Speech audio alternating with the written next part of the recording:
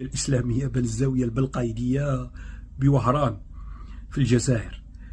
الغريب أن هؤلاء الصوفية ينامون ويستيقظون بقصائد وأشعار في مدح النبي صلى الله عليه وسلم وتمجيد النبي صلى الله عليه وسلم وسنة النبي صلى الله عليه وسلم. ولكن الغريب أنه في الصورة فقط، في الظاهر فقط، وفي السرائر يعني حدث ولا حرج، هذا فقط في الظاهر، ولا أحد فيهم على السنة. النبي صلى الله عليه وسلم كان يعفي لحيته، ولا واحد فيهم لديه لحية، كلهم حالقين اللحية بالموس. النبي صلى الله عليه وسلم نهى عن إسبال الثياب، النبي صلى الله عليه وسلم نهى عن ذلك، وجاء فيه يعني نهي شديد أنه من الخيلاء والكبر جر الثياب، ولا واحد فيهم ثيابه فوق الكعب كما ثبت عن الإمام مالك. يدعون بأنهم يعني من أتباع الإمام مالك، والله الإمام مالك براء منهم.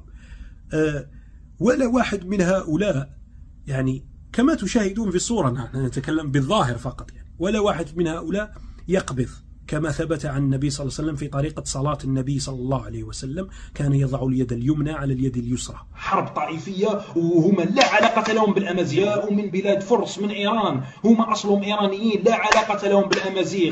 قلنا لهم أنتم مسلمين، قال لك احنا أنتم كفار، قال لك لا ما تقولوناش مسلمين، احنا لا علاقة لنا بكم. هذا الفيديو على جال بني مزاب، هذوك اللي يقولوا بأني عنصري وكذا ومنا ونكره بني مزاب ومانيش عارف واش.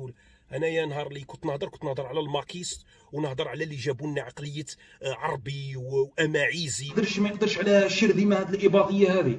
كيفاش اباد الفيس في الفيس اللي اقوى من الاباضيه، وابادهم وحرقهم 250 ألف واحد قتلوا. ما يقدرش على الشرذمه هذه الاباضيه. يريد الطبري ان يزيد تمثل عندها بشعر قالته قريش يوم احد محتفلا بهزيمة أهل المدينة، فأنشد: ليت أشياخي ببدر شهدوا جزع الخزرج من وقع الأسل، قد قتلنا القرم من ساداتهم وعدلنا ميل بدر فاعتدل، لعبت هاشم بالملك فلا ملك جاء ولا وحي نزل. يقول هذا وهو أمير المؤمنين. وانتم العرب كفار والمسلمين كفار ومارقين، وان محمد ما هو نبي. قالوا لي بهالشكل، والقرآن قالوا لي هذه شريعة حمورابي. كذابين انتم، ما في قرآن. الله عمره ما يخاطب العرب. ليش؟ لأن العرب حقراء، ما يخاطبهم الله. الله يخاطب اليهود بس وبني إسرائيل والمسيحيين.